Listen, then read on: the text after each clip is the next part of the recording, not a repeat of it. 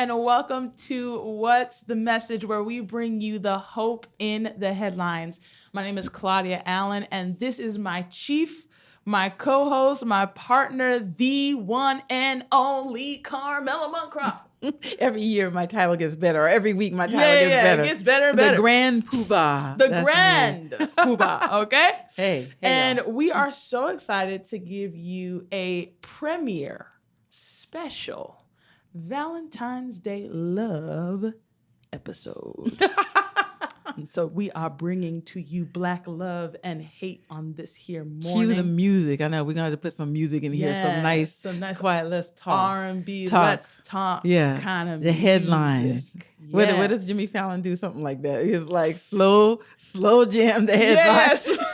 Yes. Slow jam it in. Absolutely.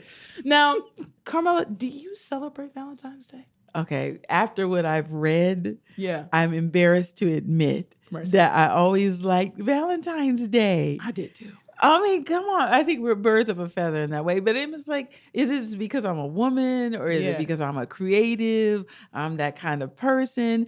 I love words. Me too. I love, how people say your love language and stuff like that. Yeah. Man, a love letter, a poem, that kind of stuff. It just sticks in my head. Listen, words of affirmation. Yes. And so, Hallmark, that was there for me. Yeah. Although it's kind of cheesy. Yeah. I would rather somebody write down something from their heart, even if it's awkward, because it's real and genuine. So from that perspective, I love Valentine, but that could be any day, right? Yeah. But I do like it. Yeah. No, I'm embarrassed to say. Listen, I'm not embarrassed. Okay. I'm I'm a Valentine's Day baby. Okay. That's true, Claudia. Listen, my birthday is on the 11th, but I got taken home on the 14th. Oh, yes? Listen. So Valentine's Day is a real thing for me. And Valentine's babies are a real thing. Absolutely. Because I just read this. Yes, Did you read this part too? Yeah. Valentine's Day. They go, so if you go through the different ways that babies get here. I'm not talking about that way, but I'm talking about, whether it's a spontaneous delivery, whether it's a scheduled C-section. Mm-hmm. So that, they look at this, somebody did this research and I understand why. Yeah. They want to know are babies born on Valentine's Day or they're born on Halloween. Oh, wow. Right. And so they went through and, Valentine's Day is generally, and we'll get to that in a minute, generally associated with a positive feeling, is generally looked at as a positive day, right? Yeah. It's supposed to be love and hearts, well wishes and all that kind of stuff. Yeah. And so whereas Halloween, obviously, associated with Satan, right? Yeah. Death, witches and all that kind of stuff. So nobody wants your baby born on Halloween. Yeah. In fact, I know a kid, my son's little classmate, they call him Boo. Why is he called Boo? Not out of, that's my boo, because he was born on Halloween. Nobody wants their baby born on Halloween, okay? Mercy. So they say I had a classmate growing up whose birthday was on Halloween too. Oh yeah, she's the sweetest person, but we were not kind to her. I feel bad. Traumatized because she was, well, and they say though that the 15 days around Valentine's Day, more births occur. Oh, wow. More births occur spontaneously on Valentine's Day. Yeah. More births are scheduled on Valentine's Day and a 15-day period around. Contrastly, there's not that bump for Halloween. Oh, wow, yeah. And people apparently, nobody's scheduling to have their baby born on then. And women, and I didn't know this was something. I'm done with having children, but I didn't know, people are like trying to avoid. Yeah. Like trying to hold it in until November 1st. I don't want my baby because of all the negativity associated with that. But anyway, I just thought it was funny when you said you're a Valentine's baby. Absolutely. Because you go with the trend. Absolutely. People want their baby to be associated with something that's positive. Absolutely. And you are positive. Aw, thanks, man. Listen, I just think it makes me a sap. That's all. Really? I'm a sap for romance, love. I love all things cards, stuffed animals, balloons. Like I love the whole thing. The whole thing? The entire thing. Stuffed animals? Stuffed animals. Really? I keep cards. Yeah. Okay. Like I say, like birthday cards, you know, all of that stuff. I keep all that stuff. Yeah. I think last year was my, I'd say, well, not technically, but was kind of like the first real Valentine's Day for me with a little boo. Yeah. And he did good. He did well. For the first Valentine's, I just had a question. Please. Well, you said you keep cards. Do you like keep cards from exes? That's what I want to know. Do you keep cards from exes? So my audio guy is asking me if I keep cards from exes. I used to have an ex that wrote me like extensive love letters when I was in like high school. And then I realized this was not productive for future relationships. You think? And so I got rid of those love letters, those cards. So I only have stuffed animals, like all that stuff from the past. I got rid of all that stuff. I only have one stuffed animal, one card from my current relationship. See, that's how it's supposed to be. That is how it's supposed to be. You know, it's funny you said this because I remember once again, you know, I like words and I always kept, you know, things like this. But I had somebody, you know, I don't know, anybody's going to be watching this who will know this person. But somebody that I dated in college would always write me notes. Yeah. You know, and so every week on Friday, he would write down notes, you know, just to say, hey, happy Sabbath, happy everything, you know, and would leave me candy. Right. Wow. And so as part of our campus ministry, we got together with the youth campus, you know, what we call AYS or Adventist Youth on campus. And I says, you know, the one idea that I have that would affirm and support people would be to have like a mailbag, you know, so you have an opportunity to support, encourage, exhort, or whatever. And so the whole campus got in this, and we called them Joy Notes. Oh, wow. And Joy Notes existed on the campus of Oakwood University. Yeah. I'm not sure if it still exists, but it had a good run of at least like 20 years. So all you did was to send someone a Joy Note. You wrote them a short little letter and put some candy on it. We didn't even put candy on it. And they made up the note card so you can say, this is from Carmela. Oh, wow. Just, you know, I just want to affirm you. Thank God for you. I'm praying for you. Or, you know, sometimes I'm sure people, you know, said, by the way, I'm free on Tuesday night. If you want, you can call me. And I'll answer the payphone in the hallway. That's the way it was back in those days. Yeah. You don't know nothing about that. But no, at Andrews, we did BSCF or New Life. I can't remember which organization, or maybe it was DMC, but we did this thing where you could pay for certain, like, different things. Like, you could send a stuffed animal to, like, your special someone, or you could send like flowers to your special someone, or like you could send a song. And like we had like designated people to sing from like Deliverance Mass Choir, like guys and girls. See, people who could legit sing. I love that. And then it's like you would. I distinctly remember there was a friend of mine who, you know, purchased a song for his girl. And so I drove the guy that was gonna sing the song, like, and then the gentleman who was in the relationship, the three of us, like, we went to her apartment, knocked on the door, and like he just started like singing like Stevie Wonder. Isn't she lovely? And it was beautiful. Like really great. Yeah. So we were trying to like raise money. I think we were trying to go on a trip or something like that. But yeah, I feel like there's always like really creative things that you can do that don't necessarily have to cost a lot of money. I know last year was the first time Schneider and I actually went out to dinner on Valentine's Day. I don't think either of us will ever do that again. Why? Just because it's so expensive. It is.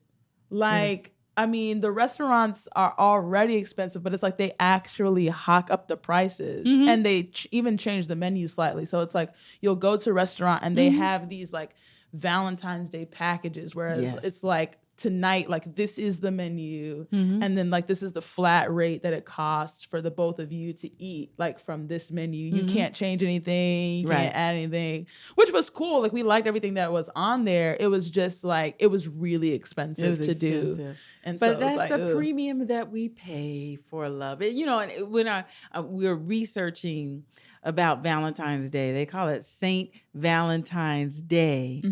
And what I think is funny is that, maybe it seems like it has some kind of religious origins. And when, I was researching and I saw that, this is a so-called holiday to honor or celebrate saints who had been beheaded. Oh wow, yeah. So, talk about head over heels in love with somebody. That's not nice, is it? That was total. Okay, back up, stop, rewind, scratch that, delete. Okay. Oh, no, but great. Head over hip. Anyway. But that's what it was. Is there were several Valentines who were supposedly priests who ran afoul of their king, the emperor or whatever, and lost their head for doing something. Or there is the legend that Valentine was in prison on that day and sent a love note to somebody. All the origins of so many of our holidays are so suspect. You know what I mean? And here we are. We're that's a great way of putting it. Line and sinker. Oh, love. And that's not what it's about. They said, another article that I read said that Valentine's Day is a so-called Christian cover for a pagan festival in which men would kill a dog or a goat, take dip a piece of leather in the blood and run around town hitting pregnant women with the blood-soaked hide, and that was supposed to give them good luck and a healthy baby. This is the kind of stuff that we unknowingly have waltzed into. Like I said, you asked me, do I celebrate? I'm embarrassed to say, but I'm sure if we look at, the whole spate of holidays and observances, we don't know where it came from. But I guess for me, the two things that I'm thinking about is that, one, revering us, making this into a holy day. We have to watch where that comes from. Yeah. But anyway, it does love and letters. I don't understand why we can't do that every day. Yeah. So I'm all down for that. So so in essence, what you're saying is if Saint Valentine or any of these other people happen to see how we practice Valentine's Day today, they'd be a little confused. It's completely different. It's completely different from what they were doing back then. To the gallows for doing something to the emperor. How did this turn into a heart's love and everything like this? No, wow. Or the people who are running around trying to make sure that their babies were. It's just, this is ridiculous. I'm embarrassed. I never knew, Claudia. No, yeah. No, listen, I had heard about like martyred saints. I had not heard about the blood and the goats and the cowhide. Yeah, that's a lot. It's a lot. But it goes back to your point that like capitalism has like a fascinating way of getting people to become consumers. Yes. And they can like spin a narrative in 0.2 seconds. Yes. And create an entire national culture that is purely based around you spending money. Like that's really what it is. Whether it's Valentine's Day, Christmas, any of it, Halloween, it's all like, how can I spend this in a way to get people to spend a lot of money? Yeah. And I agree with you. I think we should be doing these kinds of Valentine's Day things throughout the year, but it's like, you most likely not doing it. Oh, there was something in that. I'm just saying, I'm not getting love letters in June and November. Oh, this is a moment that we look straight in the camera. Since I'm not getting it in June and July, At least one day. I would like to get it tomorrow. Oh man, we're gonna get in trouble after this. I am gonna get in trouble. That's our Valentine's Day rant. I just think it's, and coincidentally, in our house, my husband often points out that flu season coincides with the span of time from Halloween to Valentine's Day, and maybe by extension Easter, where we're eating heightened amounts of sugar. Oh. Did you know that? So what's the ration? So what does that matter? Did the sugar deplete your immune system? Oh, so you can't be kissing on people because they're sick. Yeah, well, you can't be eating a whole box of chocolates and thinking that you're going to be okay. That too. Forrest Gump, come on, let it go. So anyway, I just, but he says that, he knows. And for years, he has a nice little beautiful silk heart box that he got from, can I say Godiva? He got from Godiva. Yeah. It was beautiful, but he's recycled it every year. He said, where's my box? I'm going to get you some to put in there. So I don't care. Yo, I take it. Yeah, I take it. Listen, whatever you can get, man. Wow. Listen, one thing that I do love though. Mm-hmm. Like there's a show that I absolutely love called Black Love. Have you heard of it? I have. Listen, on OWN. I think I've seen it once. They have like so many different episodes. And basically there's this couple that's like interviewing different Black couples. Yes. Who have been married for different periods of time. Mm-hmm. So it's like some couples have been married for like 2 or 3 years. Other couples have been married for like 40, 50 years. It's like anywhere in between. Mm-hmm. And it's like interesting to, hear their stories about, like how they dealt with conflict, how they, moved past a spouse who either cheated or maybe a spouse that was dealing with an addiction or maybe a spouse that has really like high profile, like they're really famous. Like how do you deal with like other women, different things like that. So like, I just feel like Valentine's Day is like a great day. I don't know, for me, I just like exploring love. I just love hearing love stories, things like that. Like I said, I'm a sap. I had no idea, Claudia. I had no idea. I'm a hopeless romantic.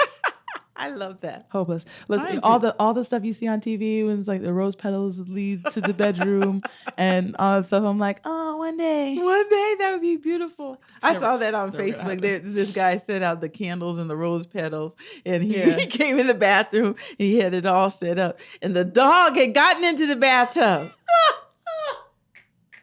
Anyway. Yo, dog. Man. All right, but so we all love love, or at least we love love. Yes. And it's crazy because, we're also dealing in a time, or currently in a time, where everyone is in love with Kobe. And they're like re-falling in love with him. Like the love that they previously had for him is kind of magnified at this point because we have lost him. And, we had an interesting blow up online in that, Gayle King did this interview with Lisa Leslie. And then in this conversation, she asks Lisa Leslie about his rape allegations back in 2003. And Snoop and several other people basically went off online. I mean, they called her a B. They called her all kind of ways outside her name. Told her that she was like a traitor to the community to even bring this stuff up about Kobe.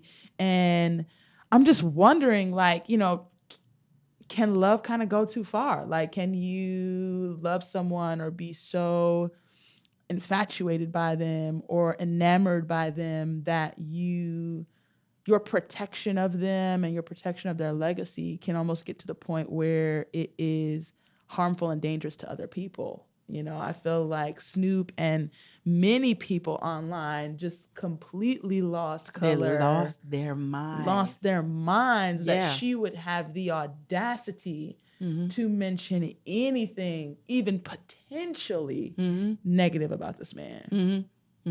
And I'm just kind of like, I get that you love him. And I get that you love his legacy and what he represented and you want to protect him and that. But like, at the expense of what? Like, so we're willing to basically like publicly crucify a Black woman who we know has been for us, for the culture, for decades, because she had the audacity to ask a question. Like, I don't know how I feel. It's an interesting way that you frame this whole question as a question of love.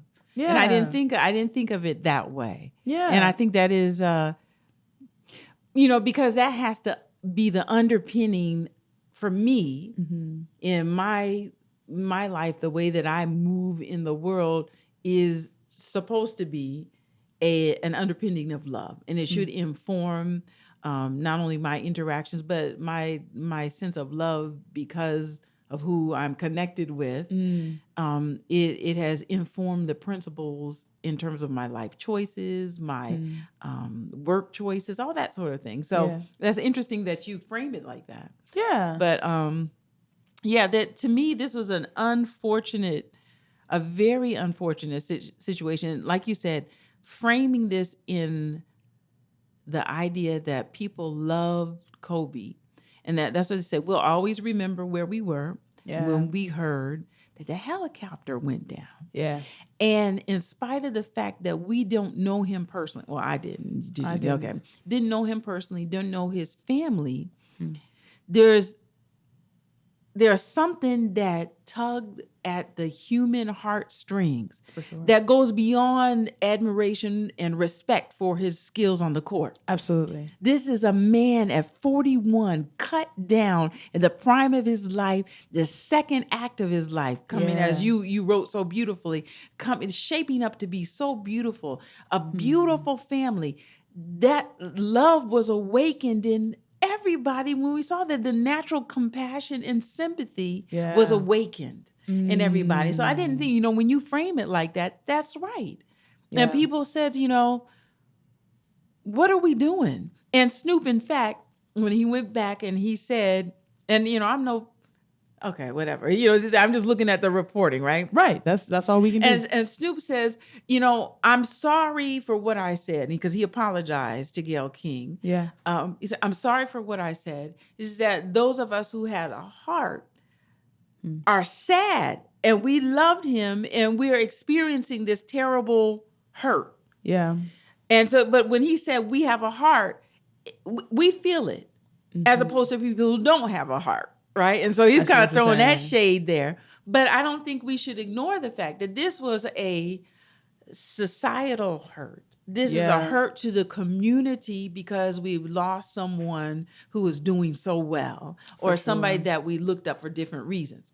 Now, if I come down the other side of the analysis, I'm thinking that's why you're looking at me like this. Like, no. I'm just, I'm with you. So for me, I've worked as a lawyer. And I've worked as a journalist. One thing that those have in common is that people hate them. That's true. That's fair. Both of the journalists and lawyers. Yeah. And both have a sort of a things that we have to do that other people wouldn't do in polite company, or other people wouldn't do. Almost like an unfair responsibility. Oh, yeah. Well, it's your mandate, and you don't feel that it's unfair because you feel if you are fighting this case, people always ask you, how can you be a lawyer and defend the guilty? Yeah. And one of my best mentors always said, you answer that question with, what's the alternative? If you don't have anybody to defend the guilty, what happens? All right. Sometimes you may get innocent people swept up in the system. So it's our job to defend and push back. And so if the state has a case, we're going to check to make sure that case is tight beyond a reasonable doubt, and for criminal, right? So that, that puts you in a situation where you look down as a society for your association with people who have committed crimes, right? For journalists, the uncomfortable part is to ask those uncomfortable questions. I'm not a part of the story as a journalist. Right. Whatever idea is out there is an idea that I'm getting and I'm eliciting from people who know the story. Mm-hmm. So when Gayle King comes into this interview and she asks Lisa Leslie, who was good friends with Kobe, absolutely, Gayle King needs an idea, a statement. And you see this all the time where a reporter, and the worst time, it's an accident, it's a crime scene. Tell me, it's not because I don't know how you're feeling or can't imagine, but I need you to put where you are so other people can experience and know the story. Does that make sense? So when people gave her the motivation of trying to take the Black man down or to bring up all his things, she needed Lisa Leslie to say, let's all stop this. Because that's a statement. That's a statement that has to go out. She, as a journalist, can't say. Yeah. I see what you're saying. That's not up for her to say this is what it should be. And so whenever, and this, journalistic tip, anytime somebody sticks a microphone in your face, you always can say, no, I don't want to talk about this. I don't want to talk about this. Or I see what you're asking and I appreciate the question. It's just too soon for me to talk about this. And then say why. But that's where the story, this is what happens. When you're a journalist, you go there. I remember as a young person, and I talked to my journalist friends prior to coming in today. One friend who was there when Ross Perot, and this would be before your time, Ross Perot was running for office. And Ross Perot said something about you people. That was the phrase. That thing tanked him. My friend, you can go on y'all hit me up afterward. I'll tell you who my friend was and you can ask him.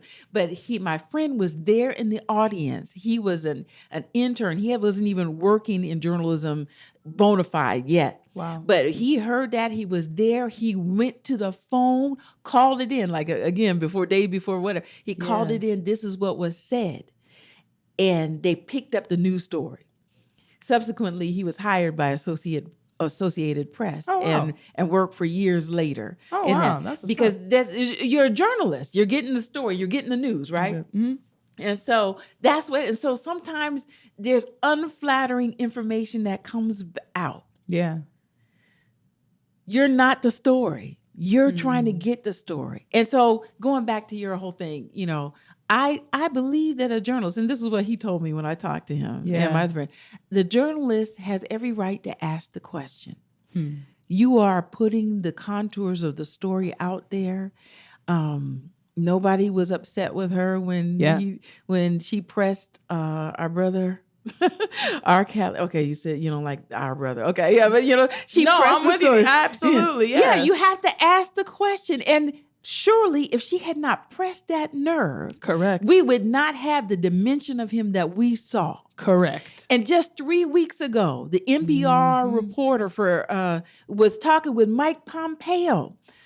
She went in there. Remember that story 3 weeks ago? She went for an interview with him, asked him questions about Ukraine. He was so mad at the questions that he vilified her online, and so did the president of the United States. Yeah. And so we have to ask ourselves, when somebody asks about a sensitive spot, why are we hiding that? Why are we hiding that most vulnerable spot? Is there some reflection that needs to be done? Is there something that needs to be dealt with? And must we, when a person says, I don't want to talk about this, in the case of Mike Pompeo, it's like, you are, we need to ask you some questions. For sure. And we need to expect some truthful answers. Right. A private person has the ability to say, I don't want to talk about that right now.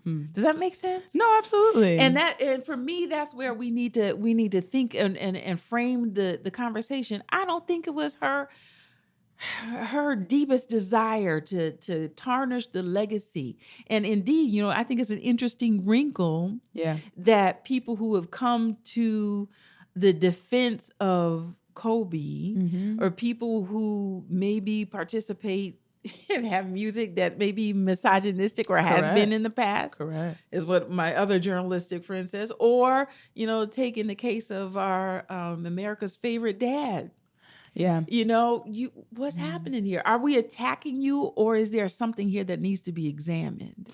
And I think that's the sticky space that we're in. I feel like because we're in this kind of Me Too culture where we're wanting to make sure that women are believed, that women are heard, that survivors and victims of sexual assault are no longer, kind of swept under the rug. There is this very intense pressure to get stories out and to get the experiences of women out to the public. But with that has come what I think is a really unhealthy cancel culture. Yeah. Because it's like, if you do any bad thing, you are completely canceled just across the internet. Right. So it's like no more Cosby Show, even though Cosby was not the only person on the show. Correct. Right. Now there's, Matt Lauer is no longer working, Harvey Weinstein, Kevin Bacon, it's like the list. I mean, Kevin Spacey. Say the right thing. Okay. Kevin Spacey, Here we go. y'all. My bad. All right. So it's like there's just this overall canceling that's happening of people. Yeah. And I think that there was a fear that, in the wake of this man's death, that he was about to get canceled. So that Gayle King comes out and asks that question that as a community, we all believe we moved past, we moved beyond. And then it's like, oh, wait, if we bring this up in the wake of Me Too, one of the greatest basketball players of all time is going to get canceled 2 hours after his tragic death. That's a good point. And so it's almost like you have Snoop and you have all these guys that are like, nah, I'm not letting it happen. They're not going to do this to another Black man, not when he's not here to defend himself. Okay. And so that's one thing that I was thinking about in terms of like, man, they're trying to protect his legacy. Because we tried to protect Cosby for a hot minute. Yes, we did. As a community. Like, we did not want Cosby to get canceled. We did not want to believe the allegations. Even when the allegations were up to 15 and 20 and 30 different women, we were like, no, they're just trying to, keep Cosby down. And then finally, once it got into the 50s, and then, once I think a more recent case came out in Philadelphia or in Pennsylvania, that's when everybody was like, oh, okay, well, our bad on that one. Yeah, truth is truth. And it's like you can't pick your facts. Yeah. But I believe, and that's the thing, when I was talking to my friend, the reporter that I was telling you about, everything, if we're talking about that underpinning of love. Yeah. And with that comes wisdom. And I believe in this case, timing and context is everything. Yeah. Timing and context is everything. So the journalist who came out the very day and talked about, but what about this? 2 hours after, Wow. But then also in the context of Me Too, that's where we are. But then at the end of the day, in a story that I think you so beautifully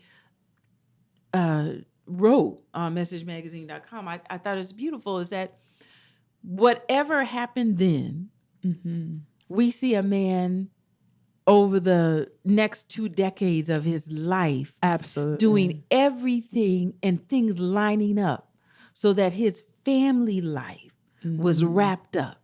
Yeah. His relationship with his wife, not only mended, but strengthened. Absolutely. And whereas if there was a problem before regarding the way he treated women, he's an ultimate champion for women. And with 4 daughters, he was living that life, and that's how he went out. Right. And I think it's a matter of us acknowledging what he became, and not focusing potentially on what he was. I think that it's so difficult because we have a tendency to freeze frame people. I feel like we do this in Black History Month. I feel like we do it just all around, and so it's like, this is who you are, and it's almost as though people have no agency or space to develop or be dynamic and change. That's just the reality of it. It's like the truth of the matter is, it's like 1963 King was very different from 1968 King. Yeah. And that's only a 5-year gap. And so if a man can change that drastically in 5 years, if we can look at Kobe Bryant's life and see that, you know, based on these allegations, at the least he cheated on his wife. At the least. Right. But 20 years, big butt. Yes. 15, 20 years later, he's one of the hugest champions for the WNBA. He is constantly trying to rewrite that wrong and empower women and empower young girls, particularly young women and young girls of color. And so it just kind of behooves us, I think that we've got to figure out how to be way more forgiving, way more loving, I guess, to that original point of, man, like, how can I really receive you as a whole person that is capable of change and growth, and not hold you to something. And, you know, it's crazy. You know, we were really debating about whether or not we were even going to touch this, but it's like, as I'm even saying this, I'm also reminded of Zaya Wade, Dwayne Wade's daughter, who just came out as a transgender girl, saying that, you know, she now wants to be identified in this way.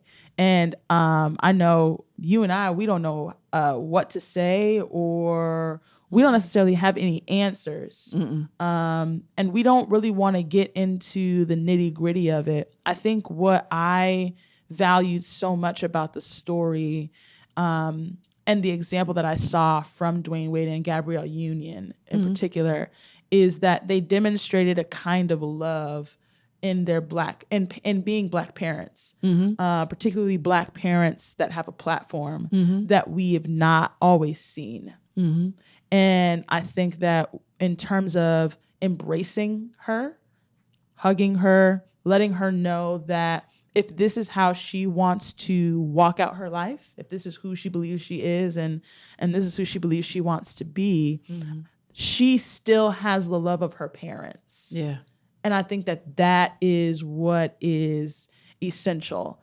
Not necessarily getting into the weeds about it, but us making a decision as a community, as parents, as siblings, to say, you know what, when someone presents to us the fullness of who they are, even if there is something potentially controversial within that identity, within their behavior, that does not negate the importance on our part to love that individual.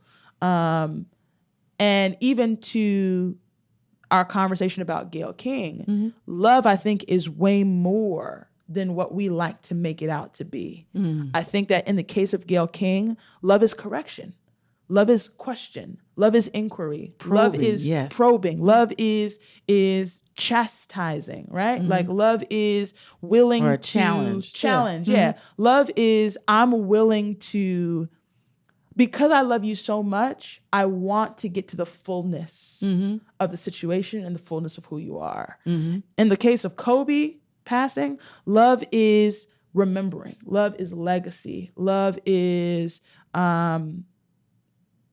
promoting who he became and not necessarily who he was. But in the case of Zaya, love is acceptance. Love is embrace. Love is not always agreement, but agreement and acceptance are not mutually exclusive. Oh, that's a great point. You can have acceptance and not necessarily have agreement. And I think that's what we see with Dwayne Wade and Gabrielle Union that I absolutely love about how they handled their son coming out as a transgender girl. I think for me, with this conversation, is very consistent with the way I believe the gospel works. Yeah. You know, if I could say this, it recognizes a development. It recognizes progress, and it empowers that. Yeah. And so it is one of the things we have to do is to respect wherein we are part of the process, if we are at all. We may not be part of the process, but we're there in that environment. Yeah. Man, so when you were saying this about the Wade's child, and I just, I agree with you. It's one of those topics that are out there that, like Orlin Johnson was saying here last week, anytime you say something, a believer is going to disagree on it. And so I'm not taking a stand on anything except to say today, for the purposes of today, that love is how you deal with a lot of things that we may not understand, for sure, or may not have the words for. And I'm looking here.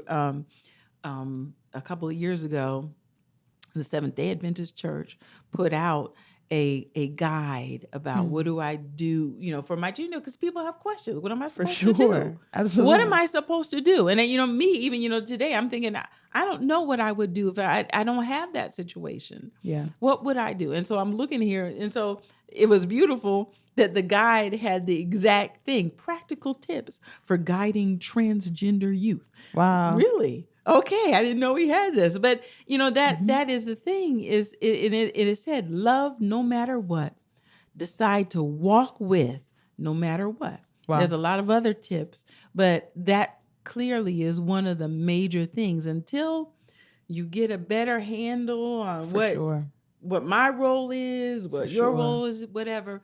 We do the best that we can, and we love, but.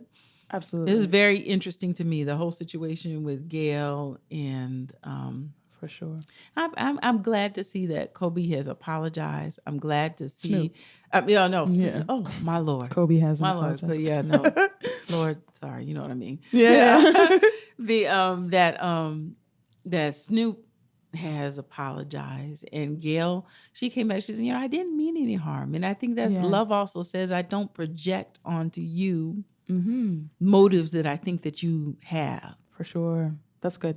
Anyway. Good. Yeah. And even her willingness to come out and say, hey, people want me to be silent on this, but I'm going to respond from the heart and say, if I saw this clip the way that I saw it, yes, and the way that it was cut out of context, I would be angry too. And to say, hey, this is not what I intended to convey or communicate. There was more to this conversation that's not being expressed. And I feel like that just happens all the time in people's lives. I feel like every time you meet someone or interact with someone, you're getting a snapshot. Yeah. You're not always seeing the context of the conversation that is that person's life. Right. And I think, one of the most powerful things we can do is to make a decision to love that person and walk with that person. You know what I mean? As you were talking, I was also remembering that, there are statistics that show the number of homeless children that are, or who identify as LGBTQIA. Right. And so it's like, even if you do not agree or understand what's happening to your child, do you at least love them enough to let them stay in the house? Rather than pushing them out? Rather than put them out to be homeless. I think that there are some things that, we really got to kind of think through when it really comes to love being an action and not just being an ideology. And I think sometimes Valentine's Day can make us confused, and we begin to think that love is a word and love is an ideology or a passing moment and love is a decision. Love is a lifestyle. Love is a process. It's ongoing. Love is an action. Love is a principle. Love is a principle that we're taught. And I think we're all kind of on a journey trying to figure out how to love self, how to love others, and probably most importantly, trying to figure out how to love God. Yeah. So that's good, right? Yeah. Inspiring. Yeah. So make sure that you are following us on social media at Message1898. Make sure you are subscribed to the magazine. Go to www.messagemagazine.com. And I just pray that this was a really great episode for you. We enjoyed talking about it. I thought this is going to be one of my favorites. I absolutely love this conversation. So make sure that you see this one. And if you are in Memphis, Tennessee, Carmela is going to be there. You're watching this on a Friday. She is going to be down there on a Saturday. So Make sure that you join her. What is the name of the church? Memphis, Longview Heights. That will be February 15, 2020. Yes. Because if you come and see this as a rerun later on, you'll know that time will happen. But come and see me. Absolutely. Memphis, Longview Heights, Seventh-day Adventist Church. Yeah, she's doing it big. She's got some really creative ideas that's going on to continue to promote the magazine and to talk about Black History Month and the like. So make sure you're following us, you're watching, we're engaged with it. Until next time, this has been What's the Message?